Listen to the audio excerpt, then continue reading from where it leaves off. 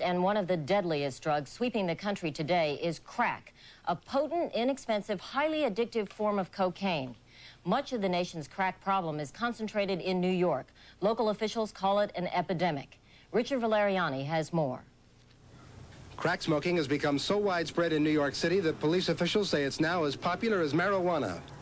In a new twist on their effort to cope with the crack epidemic, police today announced a program of impounding the cars of crack buyers. It began over the weekend, and 30 cars were seized, 27 of them from out of state.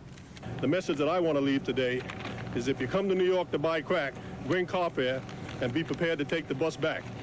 In northern Manhattan, crack-related killings are blamed for a 63% rise in the murder rate this year. Washington Heights is one of the area's and the nation's busiest crack neighborhoods.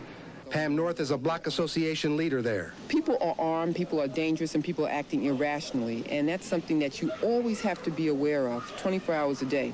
Police here are bracing for more crack-related violence as some users start to mix it with the hallucinogenic PCP, or angel dust, making a so-called dusty roller.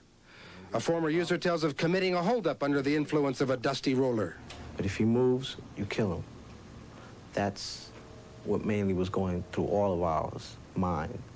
You get crazy because it's all speeding. You're speeding like 100 miles an hour. You're going so fast, and that's how your mind starts working. And when the mind is going that fast, it's just normally for it to become violent. The dusty ruler will follow the same route around this country that crack has already done, with one change. It's potentially more dangerous.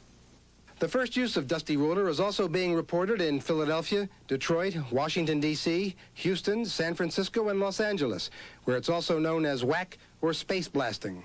The Roman Catholic Archdiocese of New York plans to hold a candlelight prayer vigil against drugs Thursday night and has asked that the lights at the Statue of Liberty be temporarily turned off to symbolize the loss of liberty caused by the use of drugs. Richard Valeriani, NBC News, New York.